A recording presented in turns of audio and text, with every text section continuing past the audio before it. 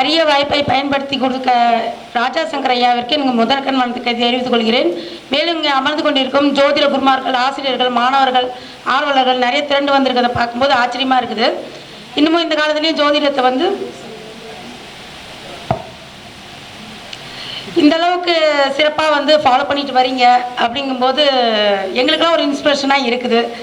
இப்போ நம்ம பொதுவாகவே லக்னம் அப்படிங்கிற ஒரு விஷயத்தை இங்கே எடுத்துக்கலாம். லக்னம் அப்படின்னா நம்ம ராசியை விட லக்னங்கிறது ரொம்ப முக்கியம். அது எந்த அளவுக்கு அப்படின்னு பார்த்தீங்கன்னா, நம்ம உடலுக்கு உயிர் எவ்வளோ முக்கியம் அப்படின்னு நம்ம சொல்கிறோமோ அந்த அளவுக்கு லக்னம் வந்து ராசி அப்படிங்கிறத விட ரொம்ப முக்கியமான ஒன்றுன்னு எல்லாத்துக்கும் தெரியும். அப்படியாப்பட்ட லக்னம் வந்து நம்ம 12 பாவங்கள்லையும் இருந்தால் ஒவ்வொரு பாவத்திலையும் இருக்கும் பொழுது என்னென்ன பலன் அப்படிங்கிறத நான் ஒரு சிறு உரையாக இங்கே பேசி முடிச்சுக்கிறேன். முதல்ல பார்த்தீங்கன்னா லக்னத்தை முதல் பாவம் அதாவது லக்னாதிபதி லக்னத்திலே இருந்தால் என்ன பலன் அப்படிங்கிறத சொல்லலாம். இப்போ அப்படி வரும்போது என்னன்னு பார்த்தீங்கன்னா, அந்த பர்சன் ஒரு நல்ல ஒரு ஆளுமை தன்மை கொண்டவராகவும் ரொம்ப ஒரு தனி சிறப்புடன் இருக்கிறவங்க இருப்பாங்க. இப்போ ஒரு சபையிலே இருக்கிறோம் அப்படின்னா இந்த சபையில் வந்து வெளியே வந்துட்டா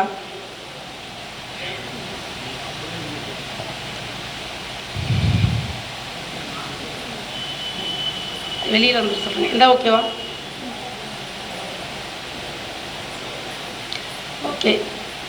லக்னாதிபதி லக்னத்திலே இருக்கிறது, அதாவது முதல் பாவம்னு வச்சுக்கலாம். அப்படி அந்த முதல் பாவத்தில் இருக்கும் பொழுது என்ன நடக்கும் அப்படின்னு பார்த்தீங்கன்னா, அந்த பர்சன் வந்து ரொம்ப ஒரு ஆளுமை தன்மையாக இருக்கிறவராக இருப்பார். அதே போல் ஒரு தனித்துவமாக இருப்பார். ஒரு குடும்பத்திலேயோ ஒரு சபையிலையோ ஒரு பொது இடத்துங்கள்லையோ அவர் தனி சிறப்பாக இருக்கிறவராக காமிச்சிக்க மாட்டார். பொதுவாகவே அவர் தான் இருப்பார், தனித்திறமை கொண்டவராக இருப்பார். அப்புறம் அவருக்கு பார்த்தீங்கன்னா உடல் ஒரு நல்ல ஒரு ஆரோக்கியமான ஒரு நிலை அல்லது ஒரு நல்ல ஒரு பேச்சாற்றல், இது மாதிரியான விஷயம் தன்னை சார்ந்து இருக்கக்கூடிய விஷயங்களில் வந்து அவர் தனி சிறப்பு கொண்டவராக இருப்பார். அதே போல் அவர் வந்து பார்த்திங்கன்னா மற்றவர் நம்மளை பற்றி புறம் பேசக்கூடாது அப்படிங்கிறதுலையும் ரொம்ப இருப்பார். அந்த எதிர்மறை சிந்தனைகளுக்கு அவர் வந்து உடன்பட மாட்டார். அதே போல் அந்த லக்னத்தில் இருக்கக்கூடிய கிரகங்களை பொறுத்து அவரோட குணாதிசயங்களை மாறும். அதே போல் ரெண்டாம் இடம் போகும்போது வாக்கு, தனம், குடும்பம் சார்ந்த விஷயங்களில் வந்து ரொம்ப ஈடுபாடாக இருப்பார். அந்த குடும்பத்தில் இருக்கிறவங்க என்னதான் ஒரு மனைவியோ ஒரு குழந்தைகளோ அவரை மதிக்கலை அப்படின்னா கூட அவர் அந்த குடும்பத்துக்காக ரொம்ப உழைப்பார். சரி இப்போ நம்ம கொண்டாடினா நம்மளை மதிக்கலை, நம்ம பிள்ளைங்களை நம்மளை மதிக்கலைனாலும் அவரோட கடமைகளை அந்த குடும்பத்துக்கு தேவையான விஷயங்களை வந்து அவர் சிறப்பாக செஞ்சு கொடுப்பாரு. அதே போல் பண வரவுங்கிற ஒரு விஷயத்த வந்து மைண்டில் எப்பயுமே வச்சுட்டு இருப்பார். எந்த ஒரு விஷயத்துலையுமே ஒரு என்ன சொல்கிறது, வார்த்தைகள் விடும் பொழுது அது ரொம்ப கவனமாகவும் ஒரு பேச்சு திறமை மிக்கவராகவும் இனிமையாக பேசக்கூடியவராகவும் இருப்பார். அதே போல் மூன்றாம் ஸ்தானத்தில் லக்னாதிபதி இருக்கிறார் அப்படின்னு பார்த்தீங்கன்னா, தனது சகோதரம் இளைய சகோதரத்துக்கு ரொம்ப மதிப்பு மரியாதை கொடுப்பாரு. எடுத்துக்காட்டால் அந்த பழைய படம் சொல்லலாம், விஜயகுமாரும் ராதிகாவும் இருப்பாங்க பார்த்தீங்களா, அந்த மாதிரி எவ்வளோ சண்டை சச்சரவுகள் வந்தாலும் அந்த சீர்கொடுமை செய்வார். அப்படிங்கும் போது அந்த சகோதரத்துவத்துக்கு ரொம்ப முக்கியத்துவம் கொடுப்பாரு. அவங்க எவ்வளோ சண்டை சச்சரவு வந்தாலும் மதிப்பு மரியாதை இல்லைனாலும் என்னோட சகோதரத்துக்கு நான் செய்வேன். அதே போல் அவங்களோட உடன்பிறப்பு தன்னோட உடன்பிறப்பு வந்து பார்த்திங்கன்னா ஒரு ஏழை நிலைமையில் இருக்கிறாங்க அப்படிங்கும்போது அவங்க வீட்டுக்கு தெரியாமல் கூட அவங்களுக்கு செய்ய வேண்டிய முறைகளையோ கடமைகளையோ செஞ்சு முடிச்சிருவார். அதே போல் ரொம்ப தைரியமானவராக இருப்பார். அதே போல் இந்த போர்க்கால வீரர்கள் சொல்லுவாங்க, இப்போ பார்த்திங்கன்னா இராணுவம், போலீஸ், அது மாதிரியான விஷயங்களை வந்து பார்த்திங்கன்னா நல்ல ஒரு திடகாத்திரமான உடல் அமைப்பு கொண்டவராகவும் அவர் அந்த போலீஸ் வேலையில் இல்லைனாலும் பார்க்கும்போது ஒரு போலீஸ் அது மாதிரியான தோரணைகள் கொண்டவராகவும் இருப்பார். அதே போல் பார்த்திங்கன்னா ரொம்ப பேச்சில் பார்த்திங்கன்னா ஒரு தைரியம் தெரியும், வாரா பார்த்துக்கலாம் அப்படிங்கிற ஒரு அளவுக்கு அவர் ஒரு தைரியமான பேச்சாற்றல் கூடியவராக இருப்பார் மூன்றாம் இடத்துல. அதே போல் 4ஆம் இடம் அப்படின்னு பார்த்தீங்கன்னா, 4ஆம் இடத்துல லக்னாதிபதி இருக்கும் பொழுது தாய்க்கு ரொம்ப மதிப்பு மரியாதை கொடுப்பவராகவும் தாயை வந்து பார்த்திங்கன்னா ரொம்ப மதித்து அம்மான்னு சொல்லிட்டு இருக்கக்கூடிய ஒரு நபராக தான் இருப்பார். அம்மா பிள்ளைன்னு சொல்லலாம். அதே போல் அவருக்கு பார்த்திங்கன்னா இந்த வண்டி, வாகனம் அது மாதிரியான விஷயங்கள் எல்லாம் ரொம்ப எளிதாக கிடைக்கும். ஒரு லக்ஸரி கார் வருது, இப்போ தான் இறக்கியிருக்காங்க அப்படின்னு நான் தான் முதல்ல வாங்கணும் அப்படிங்கிற ஒரு தாட் அவருக்கு ஒரு இருக்கும்.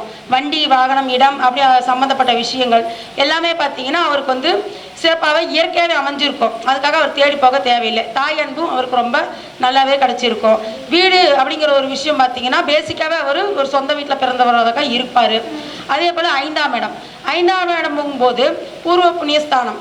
அப்போ இந்த லக்னாதிபதி 5ஆம் இடம் இருக்கும்பொழுது அவங்க வந்து இந்த கௌரவம் அப்படின்ற ஒரு விஷயத்தில் ரொம்ப சென்சிட்டிவான பர்சன் சொல்லலாம். சப்போஸ் நம்ம அப்பா ஒரு கடன் வாங்கிட்டு வந்து அதை கட்டல அப்படின்னா கூட அந்த இடத்துல முன்னே நின்று நான் அந்த கடனை கட்டுறேன், எங்கள் அப்பாவுக்காக நான் செய்கிறேன், எங்கள் அப்பா கொடுத்த வாக்கை நான் நிறைவேற்றுறேன் அப்படிங்கிற அளவுக்கு அவர் வந்து இருப்பார்.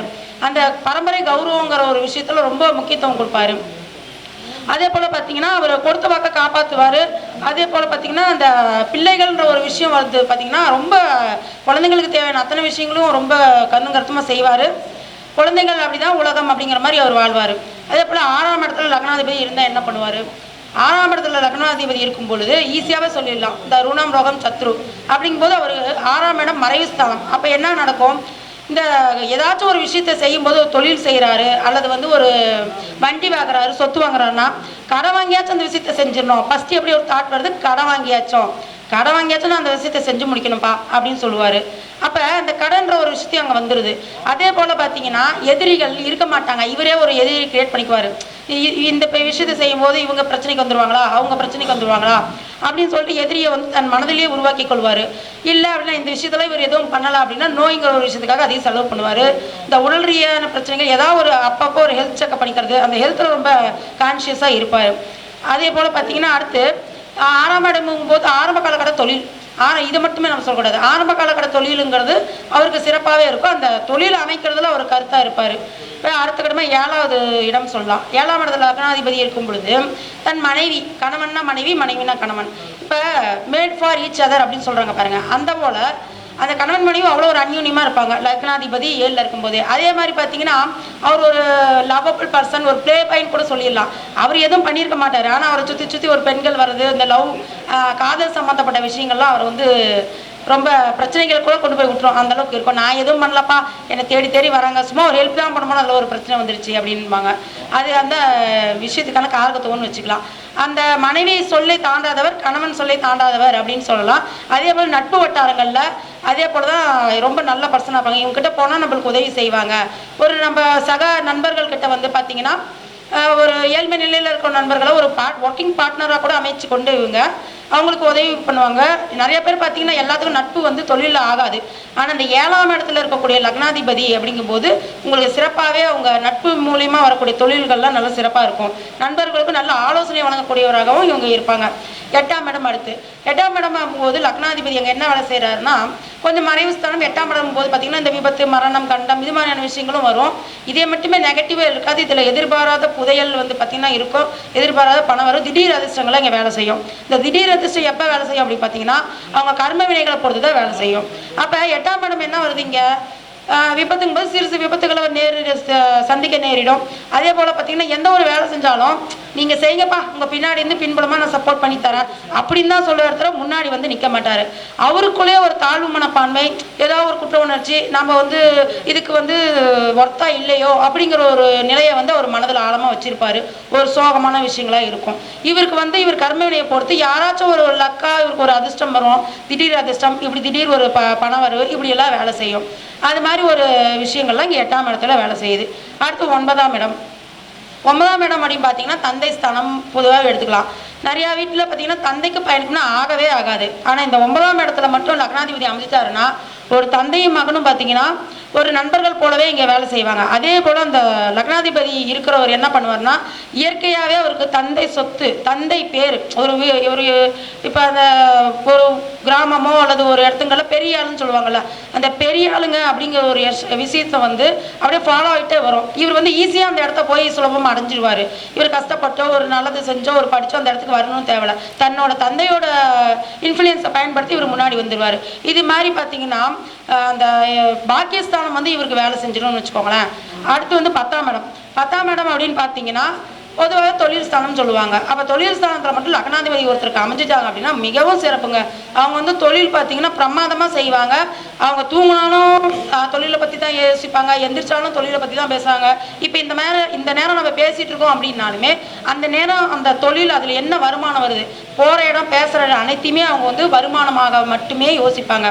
அப்போ எல்லா இடத்தையுமே தொழில் வருமானம் இப்படி தான் கொண்டு போவாங்க. அந்த 10ஆம் இடத்தை பார்த்தீங்கன்னா அதே போல் பார்த்தீங்கன்னா